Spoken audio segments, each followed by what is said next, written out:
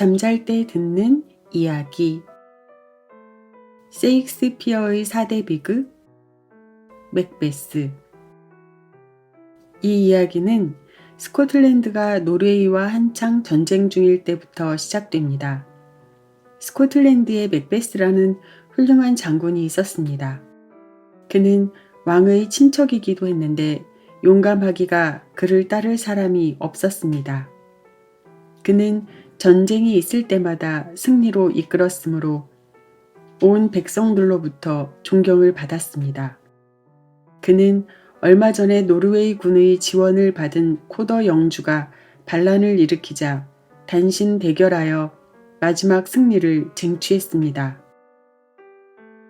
그 소식을 전해 들은 던컨 왕은 코더 영주를 즉각 사형시키고 맥베스 장군에게 그 칭호를 내리라고 명을 내렸습니다. 한편 맥베스와 벤코오는 노르웨이와의 싸움에서 이기고 돌아오는 도중 길에서 이상하게 생긴 마녀 셋을 만났습니다. 그들은 모두가 여자인 듯 보였으나 수염을 기르고 있었습니다. 피부는 주름투성이인데다 미친 사람 같은 차림새로 도저히 이 세상 사람이라고는 생각되지 않았습니다. 맥베스가 그들을 보고 먼저 말을 걸었습니다. 말할 수 있다면 말을 해보아라. 너희들의 정체는 뭐냐?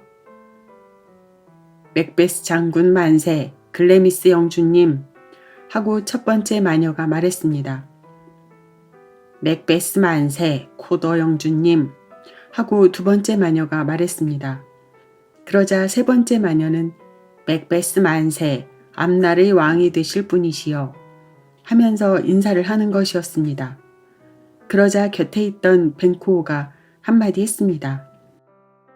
너희들은 환영인가? 아니면 눈에 보이는 그대로인가? 너희들의 예언에 저 친구가 어리둥절해 하는구나. 그런데 왜 나에게는 아무 말도 하지 않는 것이냐? 맥베스보다는 못하지만 위대하신 분.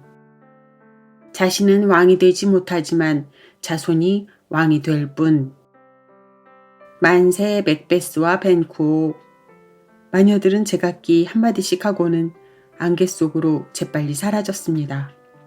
기다려라. 좀 더 자세히 말하라. 맥베스는 마녀들이 사라진 쪽을 향해 외쳤지만 황량한 벌판에 안개만이 자욱할 뿐 아무런 대답이 없었습니다. 두 사람이 방금 마녀들이 예언한 말들을 다시 되새기고 있는 동안 왕이 보낸 사신이 다가와 맥베스가 코더 영주가 되었음을 알려주었습니다.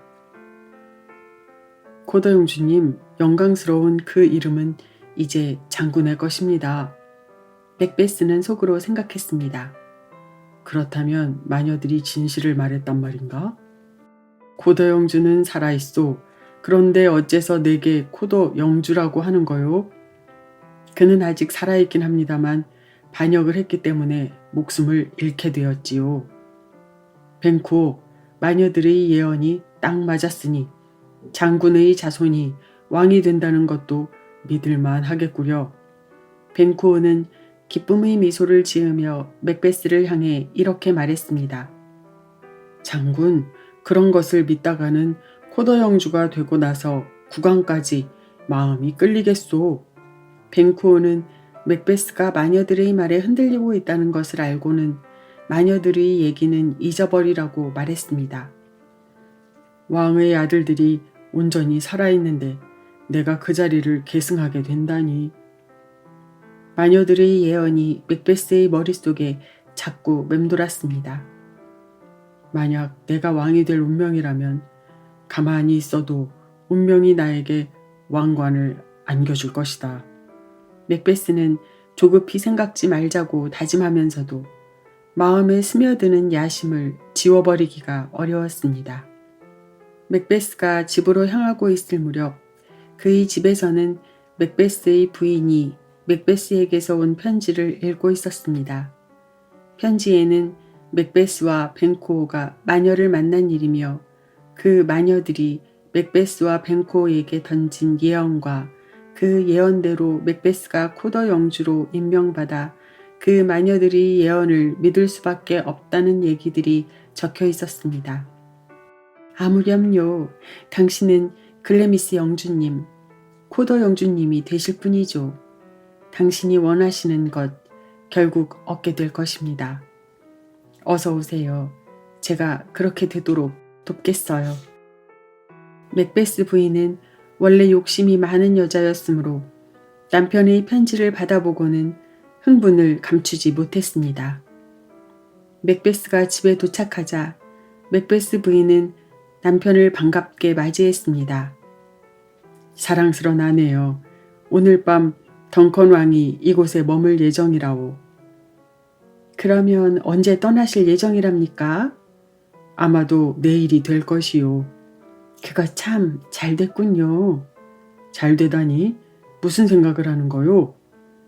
맥베스 부인은 오늘 밤이 큰 일을 꾸미기에는 절호의 기회라고 생각한 것입니다. 그녀는 남편에게 속삭였습니다. 이 일은 저에게 맡기세요. 당신은 그저 평소와 같은 얼굴을 하고 계시기만 하면 되니까요. 맥베스 부인은 여러 가지 말로 남편을 꾀었습니다. 덩컨 왕이 그의 두 아들과 여러 귀족들을 데리고 맥베스의 성 앞에 도착했습니다. 맥베스의 성은 아주 경치 좋은 곳에 자리 잡고 있었습니다. 공기 또한 맑고 상쾌해서 구석구석 제비가 둥지를 튼 것이 보이는 이로 하여금 감탄을 자아내게 했습니다. 맥베스 부인은 왕 일행이 도착했다는 소식을 듣고는 재빨리 마중을 나왔습니다. 맥베스 부인은 마음에도 없는 온갖 아첨을 하며 왕을 맞이했습니다. 덩컨 왕은 맥베스 부인에게 폐를 끼치게 되어 미안하다는 말과 자신을 위해 하느님께 축복을 빌어달라는 말을 했습니다. 폐하의 신하인 저희들은 모든 재산을 폐하로부터 잠시 빌어 갖고 있는 것이며 폐하의 분부가 계시면 언제라도 바칠 준비가 되어 있습니다. 맥베스 부인의 겸손함에 덩컨 왕은 흐뭇한 표정으로 성으로 들어갔습니다. 성 안에서는 덩컨 왕의 방문을 맞아 한참 떠들썩했습니다. 맥베스는 밤이 점점 깊어지자 불안해지기 시작했습니다. 한 번에 끝나는 일이라면 빨리 해치우는 것이 상책일 것이다. 그러나 나를 믿고 이곳에 온 왕을, 그의 신변을 어떠한 위험에서 지키는 것이 신하된 자의 도리이거늘 어찌 내가 그를 해칠 수 있을 것인가. 맥베스가 이렇게 괴로워하고 있을 때 그의 부인이 다가와 말했습니다. 폐하께서는 식사를 거의 끝내셨는데 당신은 왜 이러고 계시는 거예요? 어서 가보세요. 여보, 우리 이번 일을 없었던 일로 합시다. 폐하께서 나를 축하해 주기 위해 이곳까지 오셨고 나도 그분의 특별한 총애를 입고 있는데 어떻게 그 은혜를 저버린단 말이오. 맥베스 부인은 순순히 물러서지 않았습니다. 당신은 자기가 바라는 것을 용감하게 행동으로 옮기기를 망설이는 겁쟁이인가요? 하고 말겠다고 하면서도 결국 못하겠다고 발을 빼는 것은 발을 물에 적시지도 않고 고기를 잡아 먹으려는 불쌍한 고양이 격이에요. 그만두시오. 왕은 지금까지 올바르고 공정하게 나라를 다스려 왔으며 모든 백성의 존경과 사랑을 받을 만큼 백성들을 사랑으로 돌보아 주셨소. 나 또한 모든 사람들로부터 좋은 평판을 들어왔는데 그 기대를 하루아침에 무너뜨릴 수는 없소. 당신이 이 계획을 저에게 말씀하셨을 때에는 그런 것쯤은 각오를 하셨을 거예요. 그리고 지금은 하늘이 우리에게 기회를 주신 거예요. 이 기회를 그냥 지나친다는 것은 신의 섭리를 거역하는 것과 같아요. 맥베스는 아내의 끈질긴 설득에 흔들렸던 마음이 다시 제자리를 찾은 듯 했습니다. 만약 실패라도 하는 날엔 실패한다고요? 당신이 용기를 내신다면 실패할 일은 없겠죠. 왕은 먼 길을 오느라 피곤할 테니 자리에 눕자마자 골아 떨어질 것이고 시종들에게는 술을 잔뜩 마시게 해서 정신이 없게 하면 그 다음 일은 아무 문제될 것이 없지요. 왕을 죽이고 나서 술에 만취한 두 호위병에게 그 죄를 덮어 씌우면 만사는 아무 탈 없이 해결될 테니까요. 결국 맥베스는 야심이 많은 부인의 계획대로 던컨 왕을 죽이기로 결심했습니다. 밤이 점점 깊어져 자정이 지났습니다. 왕의 일행으로 맥베스의 성을 방문한 벤쿠오와 그의 아들 플리언스는 뜰을 거닐고 있었습니다. 그때 맥베스가 횃불을 든 시종과 함께 다가왔습니다. 벤쿠오는 왕이 잠자리에 들었으며 이번 여행을 만족해하는 표정이었다고 말했습니다. 그리고 맥베스의 부인에게 감사의 표시로 다이아몬드를 주었다면서 맥베스에게 다이아몬드를 전해주었습니다. 맥베스는 그와 같은 왕의 치하에 몸둘 바를 몰라 했습니다. 벤쿠오가 침묵을 깨고 입을 열었습니다. 그런데 간밤에 우리가 만났던 그 세 마녀들의 꿈을 꾸었소. 장군도 마녀의 예언을 잊지 않았겠지요?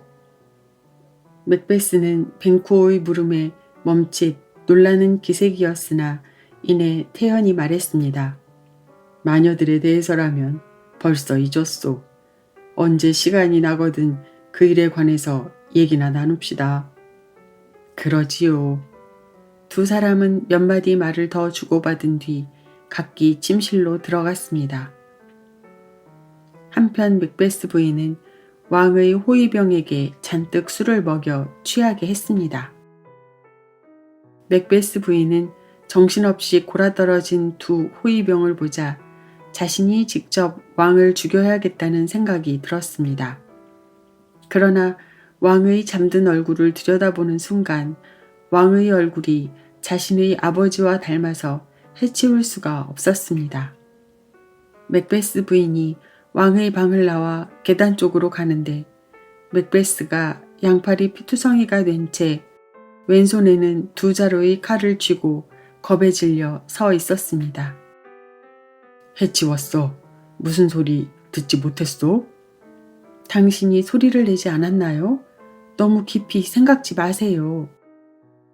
그러나 맥베스는 아직도 공포에 질려 떨고 있었습니다. 내가 그 방에서 일을 치르고 막 나오려는데 한 녀석이 잠꼬대를 하는지 소리내어 웃더군.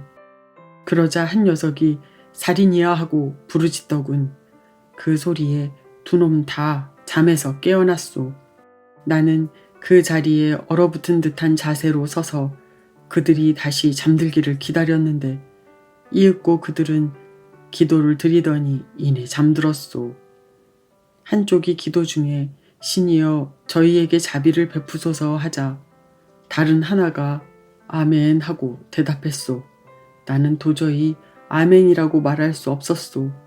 나만큼 하느님의 자비심을 필요로 하는 자도 없을 텐데.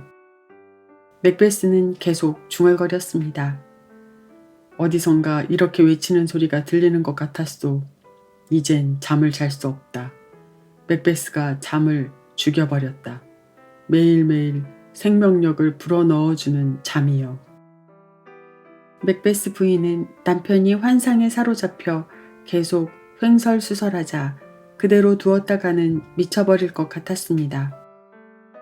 왜 그 칼을 들고 오셨어요? 어서 가서 그 피 묻은 손이나 씻고 오세요. 그리고 그 칼을 호위병 손에 쥐어놓고 얼굴에 피를 발라 놓으세요. 어서요. 빨리 서둘러요. 맥베스 부인은 남편을 재촉했습니다. 그러나 남편은 두 번 다시 그 현장에는 가지 않겠다고 한사코 거절을 했습니다. 그렇다면 어서 그 칼을 이리 주세요. 나약한 양반 같으니. 맥베스 부인은 남편이 들고 있던 칼을 빼앗아 술에 취해 정신없이 자고 있는 호위병들의 손에 쥐어놓고 얼굴에는 피를 발라두었습니다. 누가 봐도 두 호위병을 살인범으로 착각할 만큼 감쪽 같았습니다.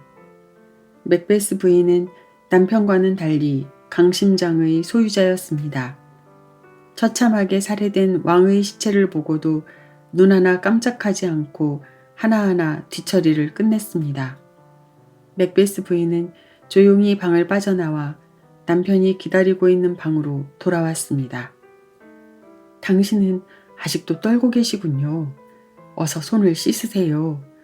남들이 우리가 깨어있는 것을 보고 의심을 하게 될지도 모르니까요. 이때 안에서 문을 두드리는 소리가 계속해서 들려왔습니다. 맥베스는 작은 소리에도 깜짝깜짝 놀랐습니다. 그는 자신이 저지른 일을 자꾸 기억해내고는 죄책감에 괴로워했습니다. 날이 밝았습니다. 전날 덩컨 왕을 따라왔던 귀족 맥더프와 레녹스가 문지기를 만나 맥베스가 일어났느냐고 물었습니다. 그때 맥베스가 잠옷을 입은 채 나타났습니다. 맥더프가 먼저 말을 했습니다. 폐하께서 아침 일찍 깨우라고 하셨는데 일어나셨습니까? 아직 안 일어나셨을 거요. 가보시오.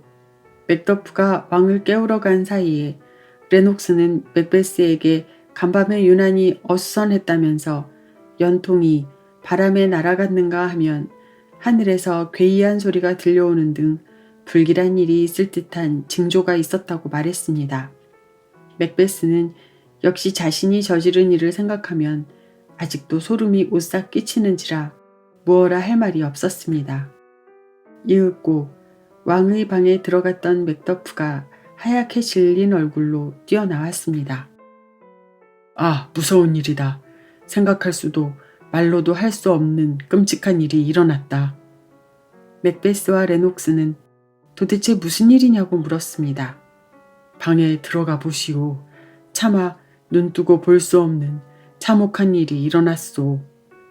맥베스와 레녹스가 달려가자 맥더프는 더욱 큰 소리로 외쳤습니다. 살인이다. 경종을 울려라. 벤쿠오, 도널베인, 멜컴, 어서 이러들 나시오. 어서. 맥더프의 고함 소리에 아직도 잠자리에서 일어나지 않은 사람들이 하나둘 모여들었습니다. 맥베스 부인은 아무것도 모르는 척 시체미를 떼고 오히려 큰 소리로 말했습니다. 도대체 무슨 일이기에 요란스럽게 경종을 울리고 사람들을 깨우는 거예요? 국왕께서 살해당하셨습니다. 맥더프는 부들부들 떨면서 말을 더듬었습니다. 멜컴 왕자가 누가 그런 짓을 했느냐고 물었습니다. 왕의 침실을 지키고 있던 두 호위병의 지심이 밝혀졌습니다. 두 사람의 손이며 얼굴이 온통 피투성이었습니다. 게다가 범행에 쓰여진 칼에도 핏자국이 있었습니다. 맥더프는 자신이 목격한 것을 생생히 말했습니다.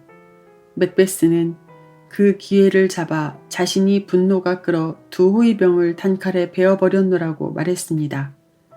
맥베스는 그 호위병들이 정신을 차린 다음 무슨 말을 하는지 몰라 미리 입을 막기 위해 죽인 것입니다. 맥베스의 그런 속셈을 모르는 맥더프는 그놈들을 죽인 것은 잘못이었다고 안타까워했습니다. 도대체 누가 그런 것을 보고 침착할 수 있겠소. 국왕에 대한 충성심이 있는 자라면 그런 광경을 보고 참지는 못할 것이오. 맥베스는 자신의 성급했던 행동을 어떻게든 변명을 하려고 애썼습니다. 맥베스의 부인 역시 가만히 있지 못하고 그런 남편을 거들었습니다. 아, 우리 집에서 이런 일이 일어나다니 누가 저를 좀 부축해 주세요. 맥베스 부인은 몹시 충격을 받은 것처럼 쓰러지려고 했습니다. 벤쿠오가 맥베스 부인을 부축하고 나갔습니다. 급작스러운 왕의 죽음에 애통해하던 사람들은 정신을 가다듬고 앞으로의 일을 의논키로 했습니다. 모두들 맥베스 부부의 계략에 속아 넘어갔으나 던컨 왕의 두 아들 멜컴과 도널베이는 부왕의 죽음에 석연치 않은 느낌을 받았습니다. 멜컴과 도널베이는 이 살인 뒤에 더 큰 우환이 있을 것을 예감했습니다. 그들은 슬픔을 느낄 겨를이 없었습니다. 형제는 의논한 끝에 멜컴은 영국으로, 도널베이는 아일랜드로 각기 몸을 피하기로 했습니다. 덩컨 왕이 죽고 눈물이 마르기도 전에 그의 두 아들이 국외로 도망쳐버리자 성 밖에는 이상한 소문이 나돌았습니다. 소문인즉 두 왕자가 왕의 호위병을 매수해서 아버지인 덩컨 왕을 살해했을 것이라는 것입니다. 그런 허무맹랑한 소문은 맥베스가 왕위에 오르는 데에 한 몫을 더했습니다. 덩컨 왕의 뒤를 이어야 할 왕자들이 잠적해버렸으니 그 다음 계승자인 맥베스가 왕위에 오르는 것은 자연스러운 일이었습니다. 그리고 마녀들의 예언이 그대로 들어맞은 것입니다. 맥베스, 마녀들의 예언대로 너는 왕도, 코더 영주도, 글래미스 영주도 되었구나. 필시 너는 이 모든 것을 이루려고 더러운 방법을 썼겠지. 그러나 명심해라. 마녀들의 예언이 사실이라면 왕위는 너 하나에서 끝나고 그 후로는 내 후손에 의해 계승된다고 했으니 나 또한 기대해도 좋겠지.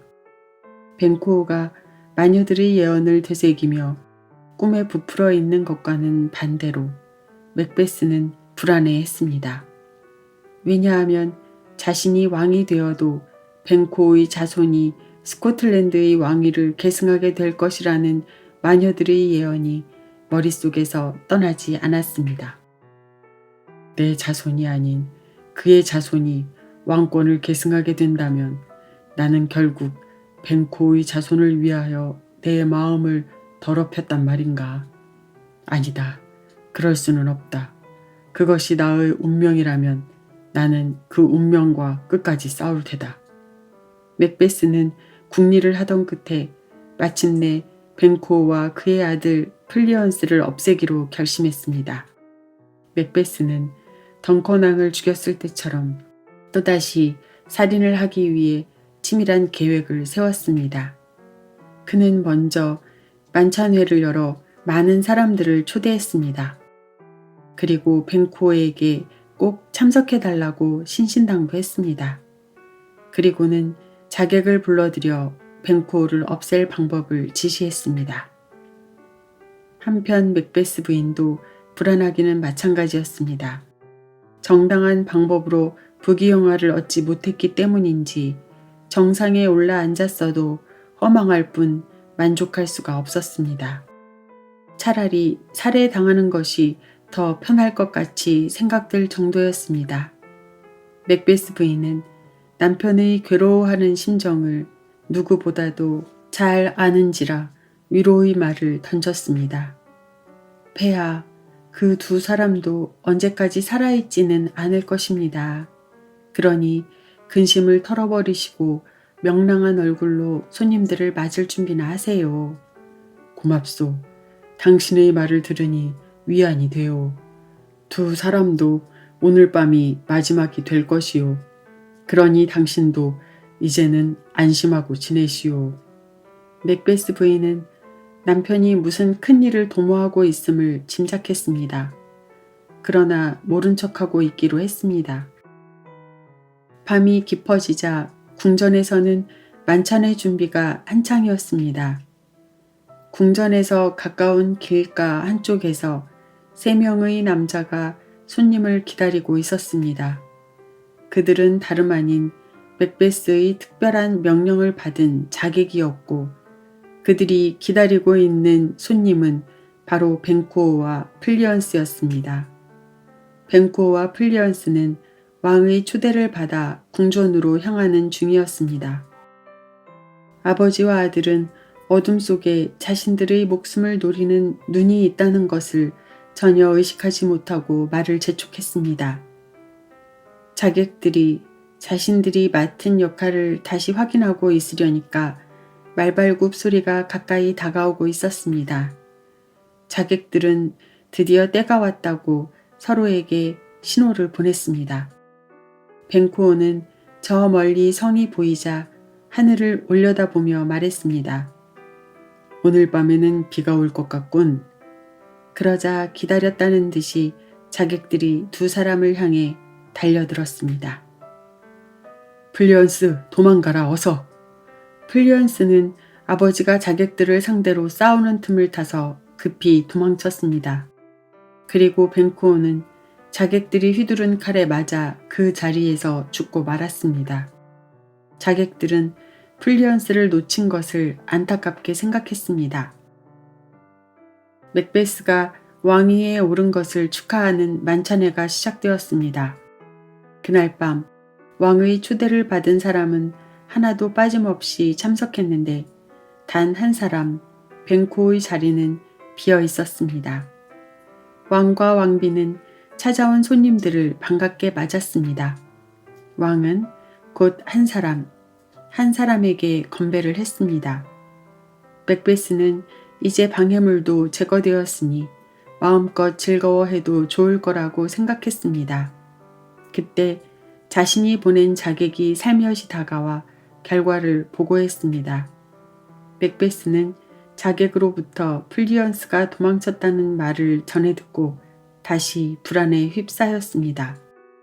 그러나 일단은 화근을 없앴으니 마음을 놓아도 좋겠다고 스스로를 위로했습니다. 맥베스 부인은 남편이 손님들을 앞에 앉혀두고 무슨 생각을 하는지 멍하니 혼잣말을 하자 화가 났습니다. 그녀는 왕의 귀에 대고 작은 소리로 말했습니다. 폐하, 손님을 초대해 놓고 대접에 소홀해서야 어디 되겠어요? 이러시면 안 됩니다. 맥베스는 아내의 충고가 담긴 말에 제정신으로 돌아왔습니다. 맥베스는 비어있던 벤쿠오의 자리를 가리키며 말했습니다.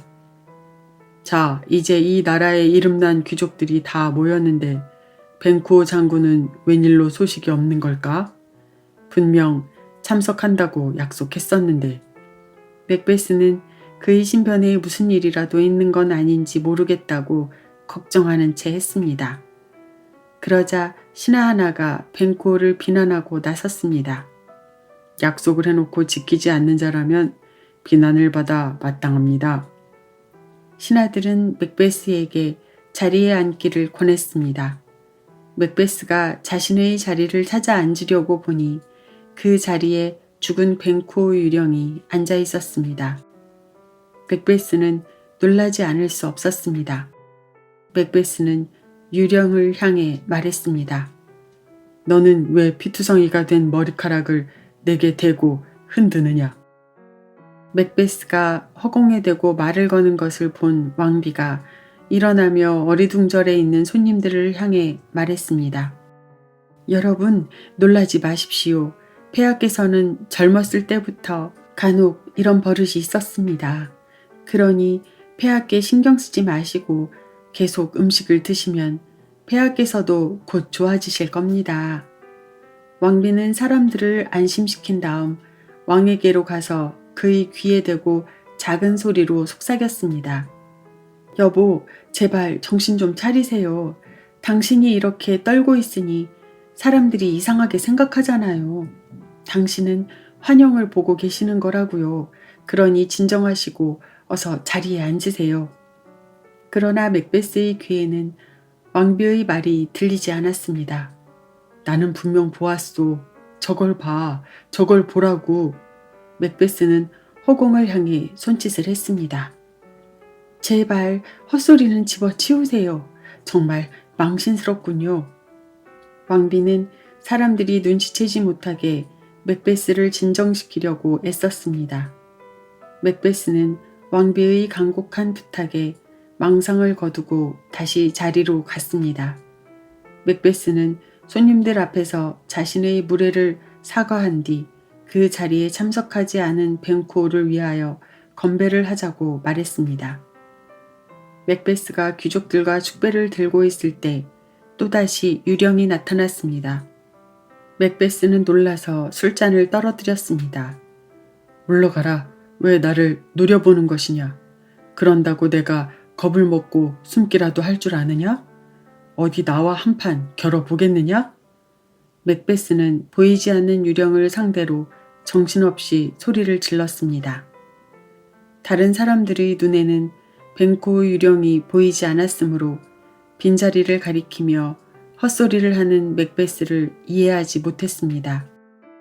왕비는 사태가 심각하게 돌아가자 비밀이 탄로날 것이 염려되었습니다. 왕비는 왕의 병세가 다른 때보다 더 심해서 연회를 계속할 수 없을 것 같으니 다들 돌아가 달라고 양해를 구했습니다. 만찬회에 초대받아 왔던 사람들은 때 아닌 유령 소동으로 영문도 모른 채 각자의 집으로 돌아갔습니다. 맥베스는 유령을 만나고 나서부터 한시도 편할 날이 없었습니다. 불안하기는 왕비도 마찬가지였습니다. 왕과 왕비는 자신들이 저지른 죄가 있어 마음 놓고 누구와 상의할 수도 없었으므로 여간 답답한 노릇이 아니었습니다. 아무래도 피를 보고야 말 것 같다. 맥베스의 두 눈은 살기가 어렸습니다. 맥베스의 맥더프가 만찬회에 참석하라는 명령을 거절한 것을 괘씸하게 여기며 내일 아침 일찍이 자신에게 장차 왕이 될 것이라 예언한 바 있는 마녀들을 찾아가기로 결심했습니다.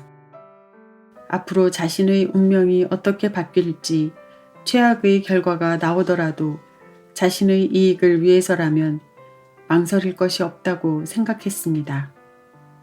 한편 던컨 왕이 죽고 이어서 벤코어마저 처참하게 죽는 궤변이 일어나자 귀족들 사이에서 이상한 소문이 꼬리를 물고 이어졌습니다.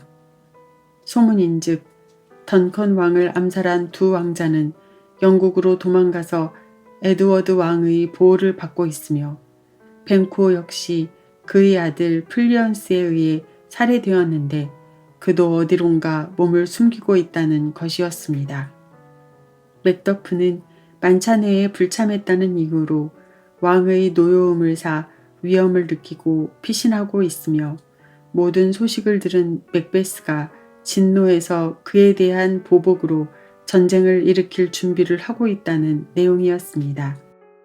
이 모든 소문이 어디까지가 진상인지는 모르나 귀족들은 맥베스의 행동에 의심스러운 점이 한두 가지가 아니라는 것을 벌써부터 알고 있었습니다.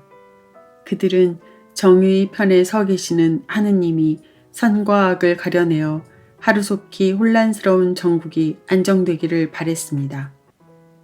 마녀들을 다스리는 여신 헤케트가 마녀들이 있는 동굴로 찾아왔습니다. 헤케트는 마녀들에게 어찌하여 자기의 허락도 없이 마음대로 맥베스에게 예언을 했느냐고 벌컥 화를 냈습니다. 헤케트는 맥베스가 자신의 운명을 점치기 위해 곧 자신을 찾아오리라는 것을 알고는 마녀들에게 마술에 필요한 도구를 준비해 가지고 새벽녘까지 아케론 동굴로 오라고 지시했습니다.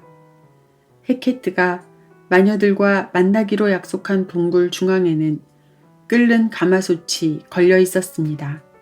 요란한 천둥 소리와 더불어 불길 속에서 새 마녀가 나타났습니다. 얼룩갱이가 3번 울었다. 고슴도치는 3번 울고 한 번 더 울었다. 하피의 귀신도 때가 왔다 때가 왔어 하고 온다. 마녀들은 제각기 한마디씩 했습니다.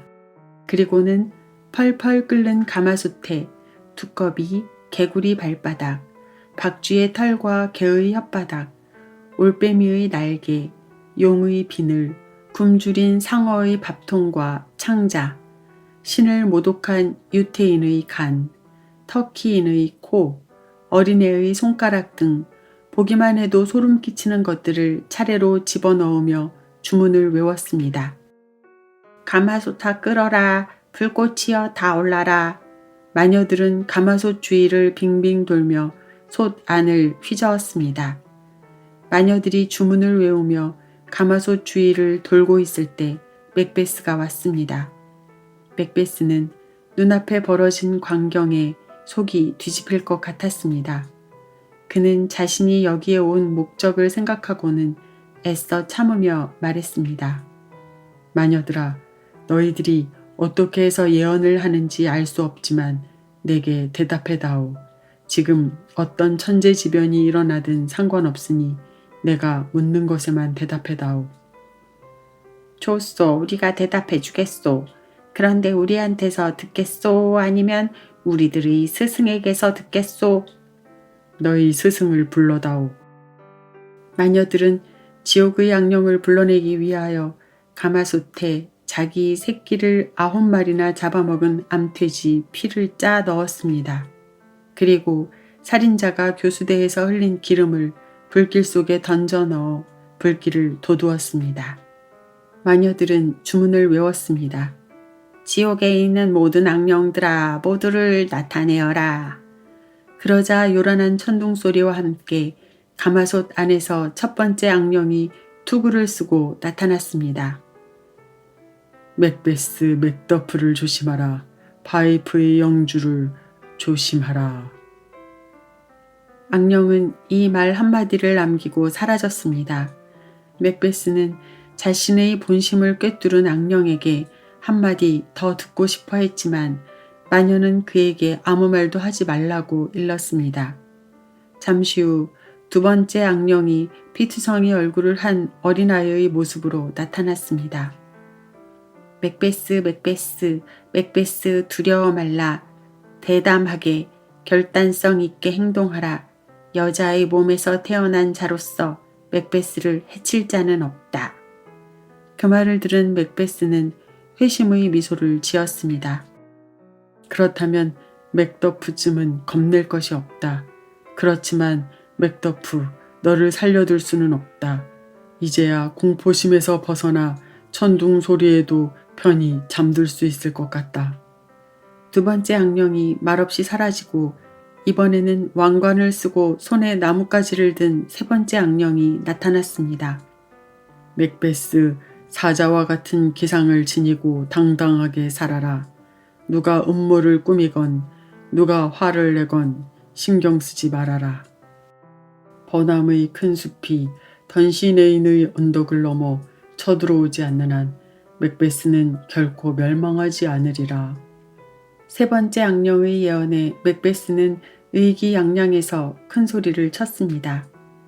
참으로 기분 좋은 예언이다.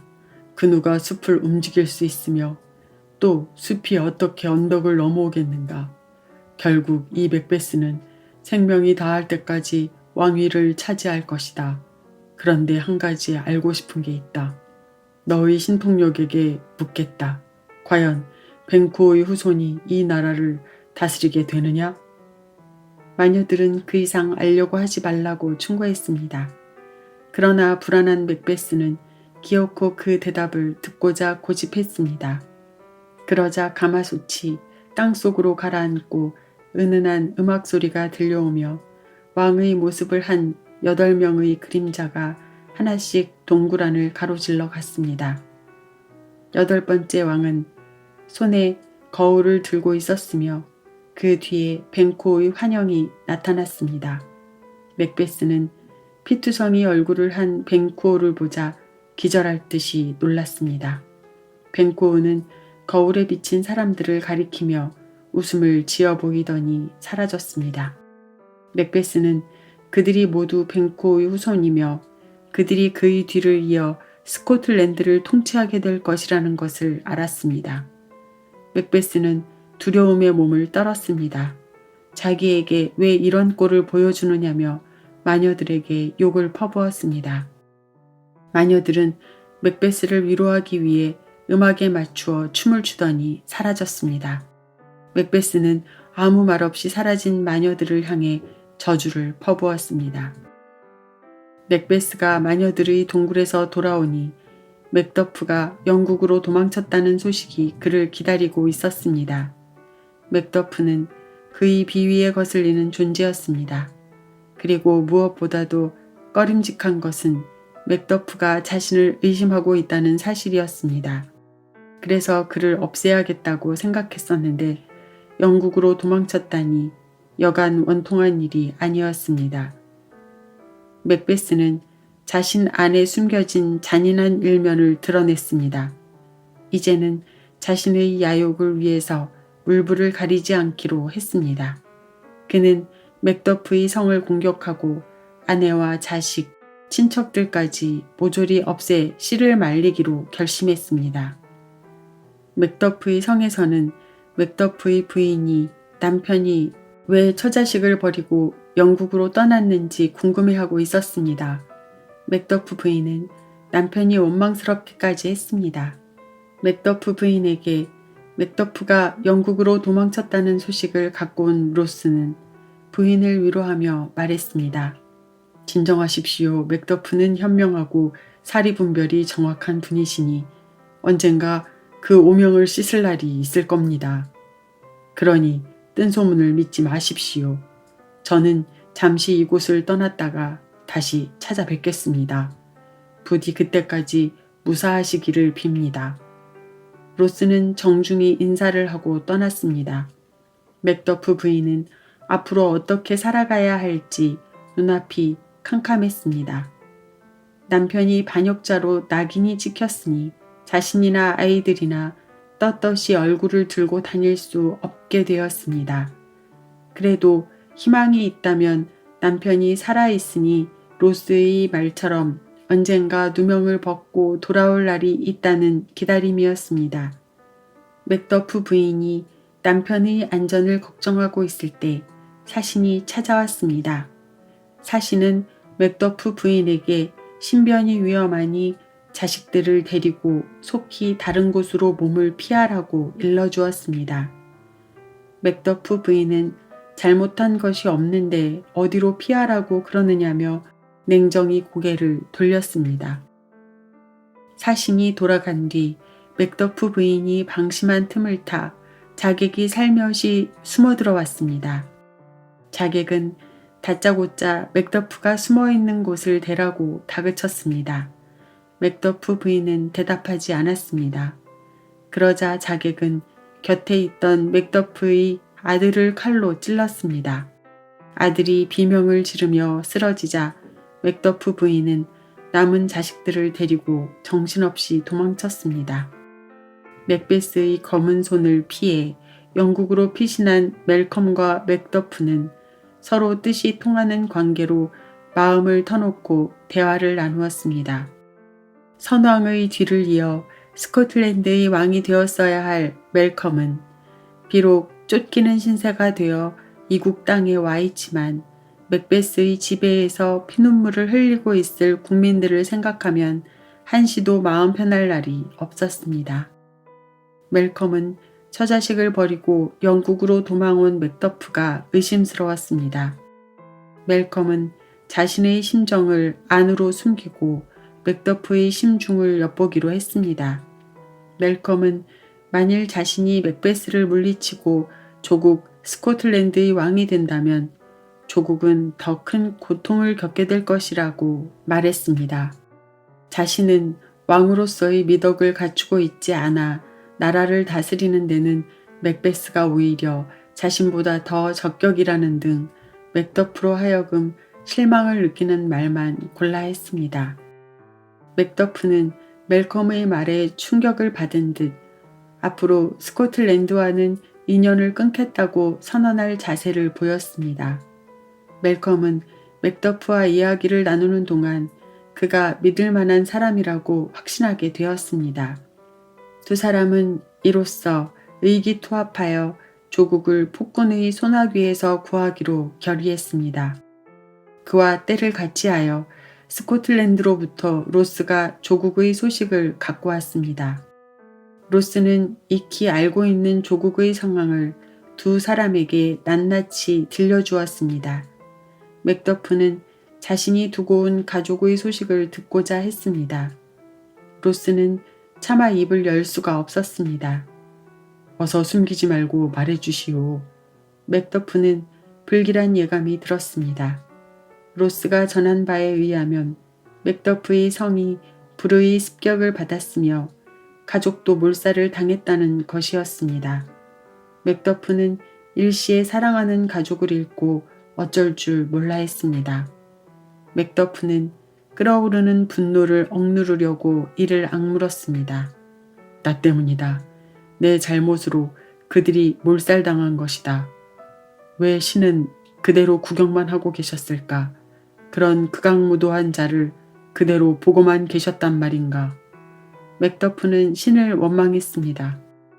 멜컴은 맥더프의 불행을 자신의 불행으로 여기며 그를 위로했습니다. 맥베스는 영국군이 쳐들어올 것을 대비하여 군대를 모집했습니다. 맥베스는 그가 저지른 잔인한 행위로 국민들의 지지를 얻지 못했습니다. 맥베스에 반대한 사람들은 군대에 가담하기를 꺼렸습니다. 그러나 그의 보복이 두려워 드러내놓고 그를 비난하지는 못했습니다. 그들은 은근히 영국군이 승리하기를 바라고 있었습니다.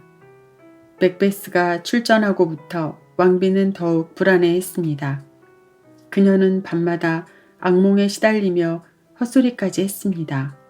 자신의 허황된 야심을 이루려고 살인까지 저질렀지만 양심의 가책으로 하루하루가 지옥 같았습니다.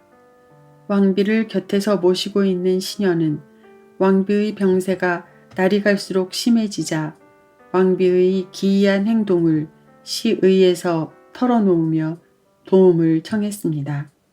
시녀로부터 왕비의 상태를 소상히 전해들은 시의는 시녀와 함께 왕비를 관찰하기로 했습니다. 두 사람이 숨어서 보니 왕비가 손을 씻고 또 씻고 그러기를 몇 차례 반복했습니다. 왕비는 중얼거렸습니다. 아직도 흔적이 남아있네. 사라져라. 저주받은 얼룩이여. 자, 이제 이를 단행할 시간이다. 아니, 누가 본다고 겁을 내세요? 늙은이의 몸에 그렇게 많은 피가 괴어있을 줄 누가 알았겠어요? 파이프의 영주에게 부인이 있었는데 어디로 갔을까? 아, 이 손은 어떻게 해야 깨끗해질까? 이제 그만두세요. 그렇게 부들부들 떨지 마세요. 이를 망쳐버리겠어요. 벤코는 이미 땅속에 묻혔어요. 누가 문을 두드리고 있어요. 자, 손을 이리 주세요. 어서 침실로 갑시다. 왕비는 쉴 새 없이 헛소리를 짓거려대며 방안을 이리저리 돌아다니는가 하면 겁에 질려 숨는 신용을 하는 등 심한 정신착란 증세를 보였습니다. 시의는 왕비의 일거일동을 눈여겨보고 나더니 왕비와 같이 정신적으로 병든 사람에게 필요한 것은 의사가 아니라 신부라고 처방을 내렸습니다. 맥베스가 강제로 동원한 군대는 명령이 떨어지면 마지못해 움직일 뿐 왕에 대한 충성심이 없었습니다. 스코틀랜드의 영주들은 자신들이 속한 군대가 영국군에게 밀리자 하나둘씩 이탈해 나갔습니다. 맥베스가 미쳤다고 믿는 그들은 버남 숲 근처에서 영국군을 기다리고 있다가 그들과 합세하기로 마음을 모았습니다. 스코틀랜드의 많은 영주들이 반란군에 가담했다는 보고를 들은 맥베스는 전세가 불리하게 돌아가는데도 오히려 큰 소리를 쳤습니다. 그는 버남 숲이 던시네인의 언덕을 넘어오기 전까지는 멸망하지 않으리라는 악령의 예언을 믿었습니다. 그리하여 맥베스는 거대한 던신네인 성을 수호하는 데 전력을 다했습니다. 맥베스가 잔뜩 신경이 곤두서 있는데 시종이 다가와서 영국 군대가 코앞에 다가왔다고 보고했습니다. 맥베스는 시종의 말에는 아랑곳하지 않고 겁에 질려있는 시종의 얼굴을 흘겨보며 겁쟁이 바보 같으니라고 꼴도 보기 싫으니 되져버려라 하고 악담을 퍼부었습니다. 맥베스는 공포에 떠는 겁쟁이는 하나도 남기지 말고 목을 매달라고 지시한 뒤 갑옷을 가져오게 했습니다. 멜컴과 맥더프가 이끄는 반란군이 버남숲에 이르렀습니다. 멜컴은 적의 눈에 띄지 않게 병사들에게 나뭇가지를 잘라 앞을 가리라고 일렀습니다. 그들은 적의 동태를 살펴본 결과 맥더프가 이쪽에서 먼저 공격해 오기를 기다리고 있는 모양이니 망설이지 말고 진격하기로 했습니다. 맥베스는 영국군에 의해 성이 포위되었는데도 성벽에 군기를 달라고 명령했습니다. 성 안에는 여자와 아이들이 공포에 떨며 울었습니다. 맥베스는 비명소리를 듣고도 눈썹 하나 까딱하지 않았습니다. 맥베스는 반란군이 먼저 공격해 오기를 기다리기로 했습니다. 그들이 굶고 병들어 죽을 때까지. 이때 왕비가 죽었다는 소식이 전해졌습니다. 맥베스에게 왕비의 죽음은 예상한 일이었습니다. 그에게는 그런 것에 연연해 있을 여유가 없었습니다.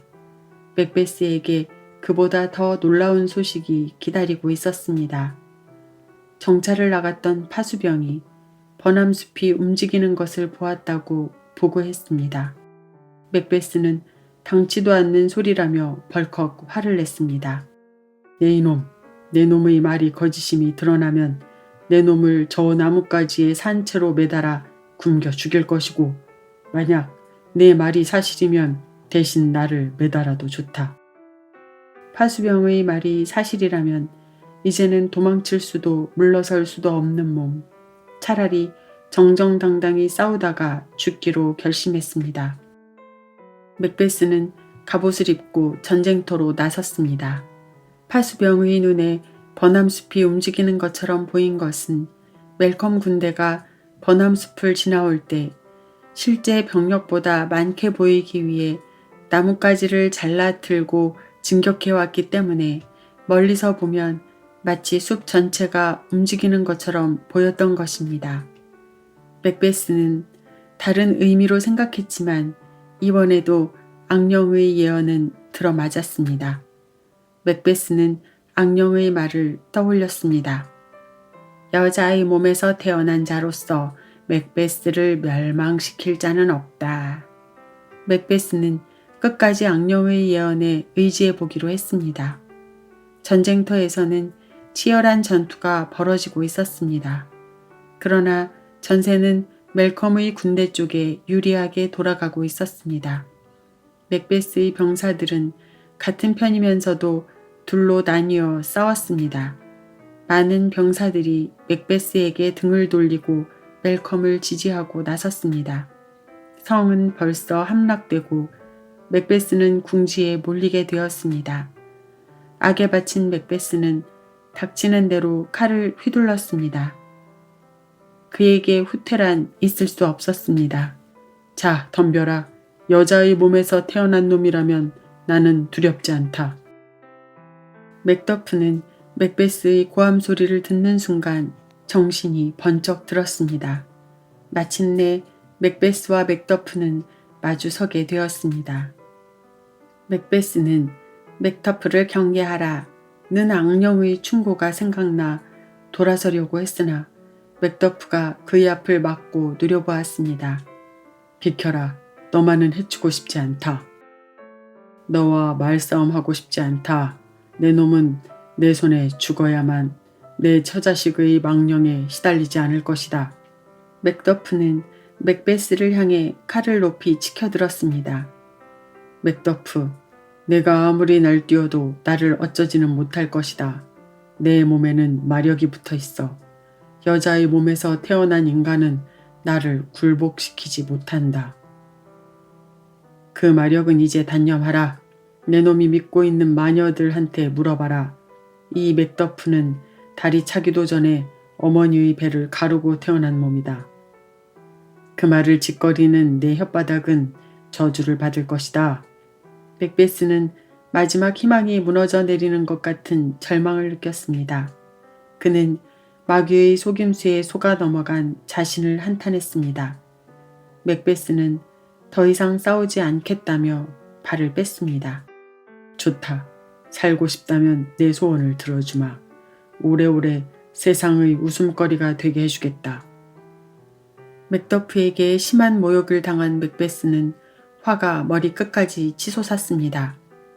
그런 멸시를 받으며 살아남느니 차라리 죽음을 택하겠다. 비록 버남숲이 던시네인을 넘어왔더라도 여자의 배에서 태어나지 않은 내 놈이 덤비더라도 나는 항복하지는 않겠다. 자, 덤벼라.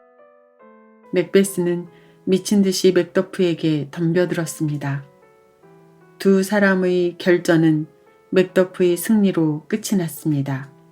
맥더프는 맥베스의 머리를 베어 멜컴에게 바쳤습니다. 그리하여 멜컴은 폭군에게 빼앗긴 나라를 되찾았으며 국민들의 지지를 받으며 던컨 왕의 뒤를 이어 스코틀랜드의 새로운 왕이 되었습니다.